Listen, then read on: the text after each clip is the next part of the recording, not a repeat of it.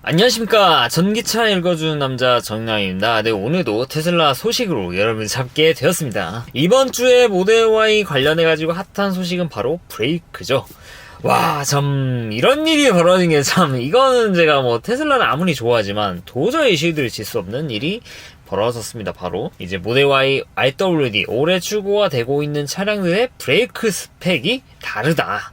네, 어떻게 이럴 수가 있나. 그러니까 누구는 이런 스펙을 받는데 누구는 이런 스펙의 브레이크를 받는다. 이게 다른 거여도 약간 문제가 될 수 있는데 그게 제동 성능에 영향을 끼치는 브레이크라는 점에서 어떻게 이런 일이 발생할 수 있나. 할 말이 없습니다. 할 말이 없어. 그러니까 어떤 일이냐면요, 이 앞바퀴에 들어가는 브레이크 스펙이 다른 건데, 기존에는 앞바퀴에 들어가는 브레이크 스펙이 4피스톤, 4P였죠. 근데 이게 어떤 차는 2P가 들어갔다. 4P, 네, 피스톤 4개, 2P, 피스톤 2개.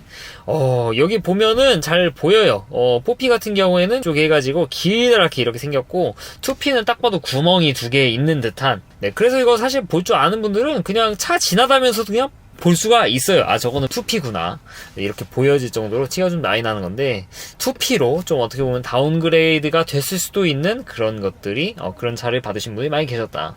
참 어떻게 이럴 수가 있나 싶기는 한데, 이런 부분이 좀 안타까운 것 같아요. 그러니까 결국에는 원가 절감일 가능성이 높겠죠. 네, 물론 4P라고 해가지고 무조건 제동 성능이 더 좋고 2P라고 해가지고 무조건 나쁘고 그거는 아니에요. 이거는 실제 제동 테스트를 해봤을 때 알 수 있는 내용인데, 다만 이제 4P가 2P가 됐다는 것은 좀 더 좋아졌다기보다는 원가 절감의 가능성이 일단 높아 보이는 것이고, 게다가 일단 사전 고지가 없었다라는 것 자체가 굉장히 좀 실망스러운 일이죠.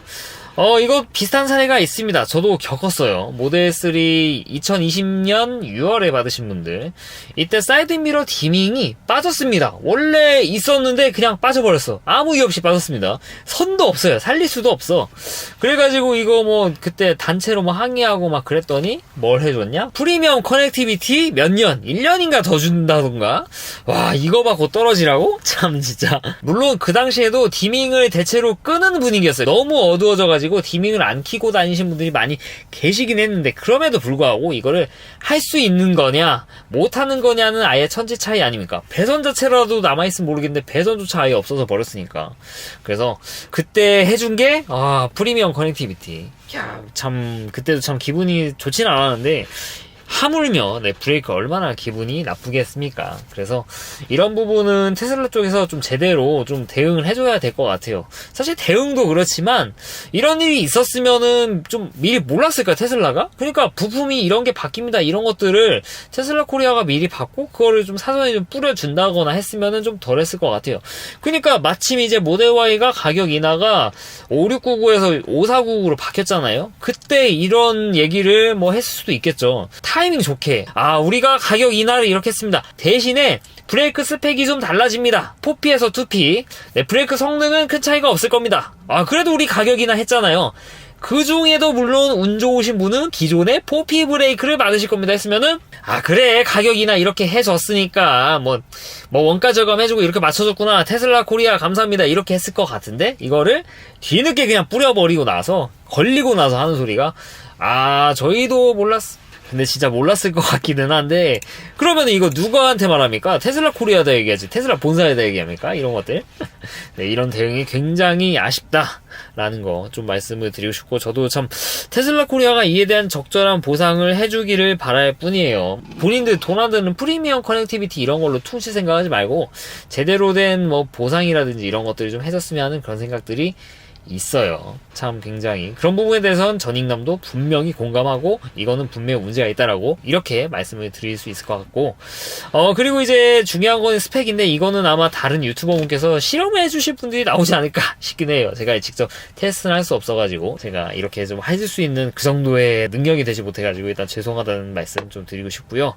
다만 이제 4P에서 2P로 이렇게 변형이 됐는데, 이게 피스톤 수에 따라서 대체로 비례하는 경향이 있지만 가장 중요한 건 이 브레이크 브레이킹 성능이 캐패시티라고 하더라고요. 그러니까 2P 중에서도 막 대용량의 캐패시티를 가지고 있다라고 하면은 브레이크 성능이 절대 떨어지지 않는다라고 해요.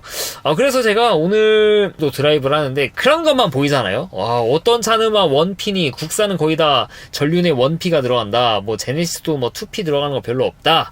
막 이렇게 해가지고 오토파일럿 켜놓고 살짝 옆에 있는 차들 보니까 벤츠 신형 GLE도 2P더라고요. 제가 아니 어떻게 벤츠 GLE 그 거대한 큰 차가 성능도 좋은 차가 어떻게 2P인가? 내가 잘못 본 거 아닌가?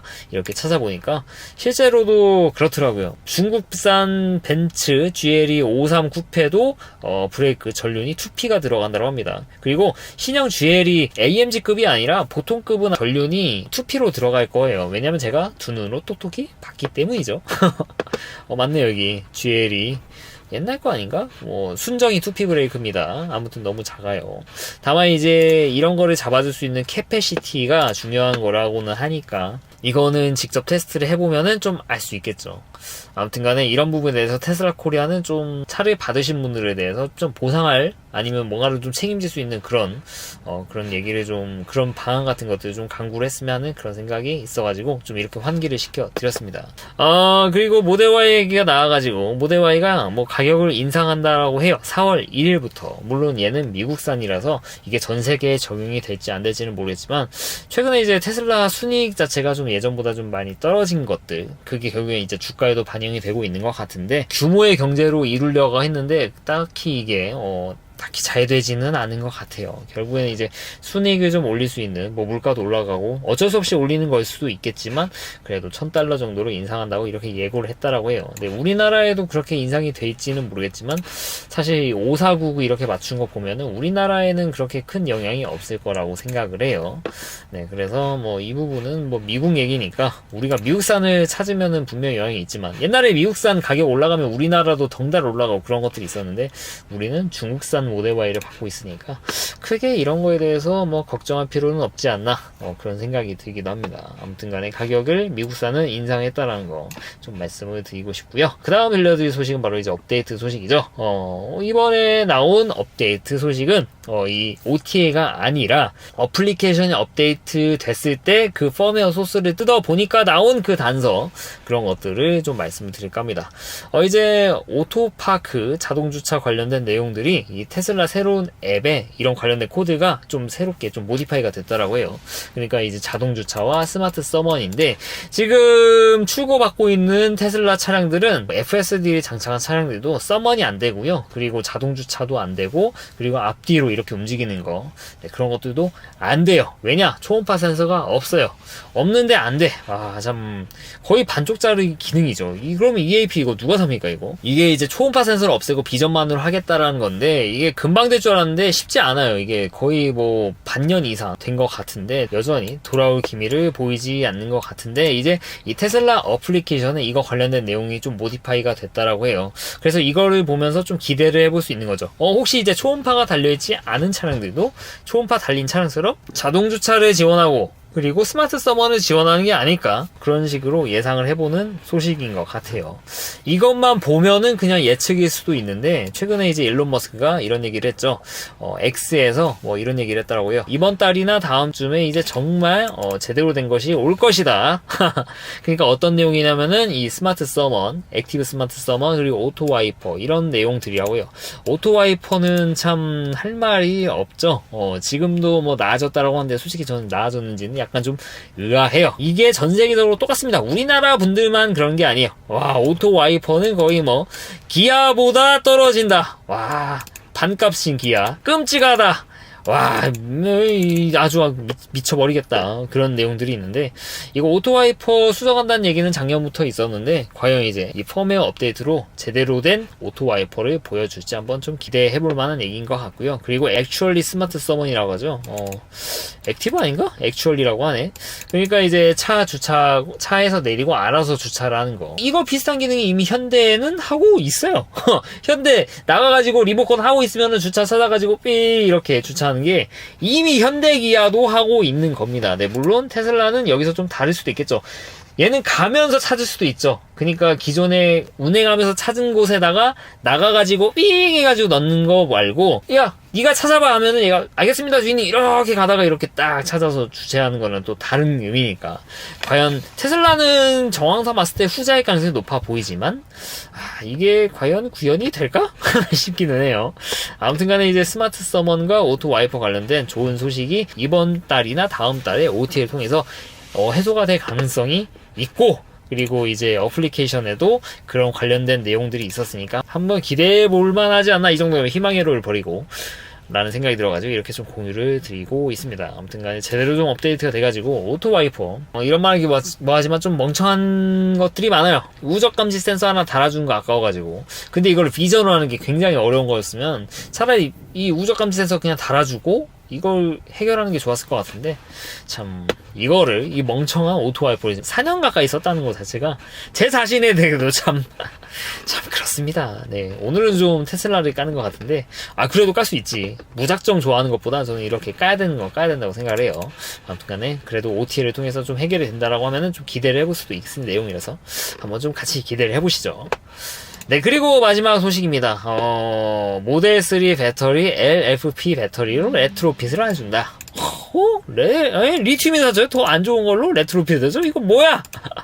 이렇게 생각하실 수도 있는데 한번 들어보시죠. 여기 뭐 사실 북미 얘기긴 한데요. 그러니까 모델 3를 만약에 운행하시다가 이 배터리 쪽에 BMS 쪽이라든지 이런 쪽에 문제가 생기면은 워런티 기간 아니면은 무상 교체를 해주잖아요. 워런티 기간 지나면 이제 유상으로 그렇게 되지만 일단 배터리를 교체하는 상황이 극소수지만 간혹가다 있습니다. 근데 이제 롱레인지 이상의 배터리는 문제가 없는데 이제 모델 3 RWD, 모델 Y RWD, 그리고 모델 3 같은 경우 옛날 스탠다드 플러스 같은 경우에는 예전에 얘기입니다. 예전에 2170 배터리 NCA 배터리가 들어갔던 적이 있어요. 그때는 배터리가 얼만큼 들어갔냐, 거의 한 풀 캐패시티가 한 55kWh였고 그리고 실제 가용 가능한 배터리가 52kWh, 여기다 열화 좀 먹고 하면은 48kWh 막 그래요. 네, 그리고 모델 Y 스탠다드 레인지는 좀 다르냐? 그것도 똑같습니다. 그것도 배터리 캐패시티가 좀 낮아요. 지금 나오는 모델 Y RWD랑 주행 가는 거리 테스트를 해보면요, 겨울이건 여름이건 근데 지금 나온 거 하면은 훨씬까지는 아니더라도 살짝은 더 갑니다. 물론 모델 Y RWD가 이 LFP 배터리를 탑재함으로써 무게가 무거워지고 전비가 안 좋아지고 하는 것은 있을 수가 있어요. 근데 이 배터리 캐패시티 자체가 사실 한 5, 6kWh 정도 차이가 나니까 이 정도면은 그 구형 모델 3 롱레인지하고 지금 나오는 모델 3 롱레인지 배터리 캐패시티보다 더 차이 나는 거거든요. 심지어 얘는 배터리 풀 캐패시티가 더 작은데 더 차이 나면은 거의 한 10% 정도 차이가 나는 거니까. 네.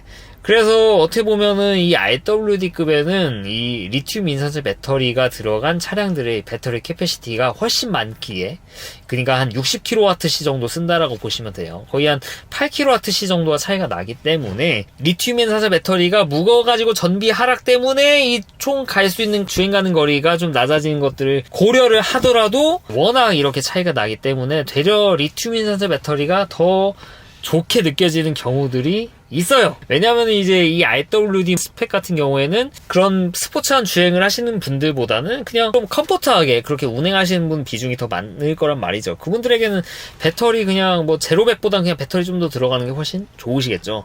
그래서 여기는 뭐 미국, 캐나다, 북미 얘기인데 이렇게 배터리를 교체할 상황이 생겼을 때는 이런 옵션을 제공한다는 것이죠. 바로 리튬 인산 배터리 탑재할래 니네? 이런 식으로 가격은 뭐 어차피 이 보증 아니면 똑같을 거니까. 만약에 이제 보증이 끝나가지고 사더라도 리튬 인산철 배터리 팩이 더 저렴합니다. 그래서 이런 옵션을 제공한다. 옵션 제공하면은 장점을 알려줘야죠. 제로백이 약간 늦어질 수 있지만 당신의 차는 이 배터리 100% 완충을 그냥 계속 해도 된다. 이게 바로 거의 뭐 권장 사항이기도 하고, 배터리 캐패시티도 늘어난다. 배터리 더 많이 쓸 수 있다. 이런 당근책을 제공을 해주는 것 같아요. 다만 이제 거기다가 추가로 더 바뀌는 것들, 리튬 인산 배터리가 들어가면 그만큼 무게가 무거워지니까 댐퍼랑 이 코일 스프링 이런 것들이 다 같이 좀 약간 좀 업그레이드가 된다라고 합니다. 그래서 이런 쪽으로. 그러니까 이제 테슬라가 앞으로 이 예전에 스탠다드 레인지 플러스급에 들어가는 그 NCA 배터리 팩 자체를 좀 덜 만들 것 같아요. 왜냐면은 지금 그 급은 전부 다 다 리튬이온 배터리를 지금 다 쓰고 있잖아요. 근데 그거를 굳이 만들어가지고 파는 거는 뭐 좀 버라이언티를 좀 늘리는 거니까 이런 걸 좀 최소화할 것 같고, 이렇게 리튬 인산철 배터리를 이렇게 함으로써 선택권을 준다. 좀 더 주행 가는 거리가 늘어날 수도 있기도 하고, 그런 부분은 제공하고 있는데, 선택권을 주는 건 저 좋다라고 생각을 해요. 만약에 제가 이 상황이면은 저는 이제 아무래도 이제 전기차 읽어주는 남자니까 이런데 관심이 많으니까 저라면 당연히 주저앉고 리튬 인산철 배터리 할게요 라고 할 것 같지만, 그래도 모든 분이 그런 건 아니니까 옵션으로 주는 게 좋죠. 아무튼 간에 이런 옵션을 제공한다. 우리나라에도 제공을 할지는 모르겠어요. 왜냐면은 이렇게 되면은 주행 가는 거리가 바뀌게 되고 좀 인증을 좀 다시 받아야 되거나 좀 그런 게 아닐까 싶기도 한데, 다만 이제 BMS 오류 때문에 배터리팩 교체를 하신 분들 보면은 배터리팩이 어떤 분은 그냥 새 거가 들어가고 어떤 거는 재생품이 들어가고 하는 걸 보면은 굳이 인증을 받을 게 없기도 한 것 같기도 해요. 미국산이라고 하면은. 그래서 우리나라도 사실 가능성이 있는 얘기가 아닐까 싶기도 합니다. 특히 이제 미국산 모델 3 RWD랑 그리고 미국산 모델 Y 스탠다드 레인지 받으신 분 많이 계시잖아요. 그런 분들은 추후에 만약에 BMS 문제가 생기면은 RWD로 둔갑을 하실 수도 있는 옵션을 제공할 수도 있지 않나 싶어가지고 좀 이렇게 좀 공유를 드리고 있습니다.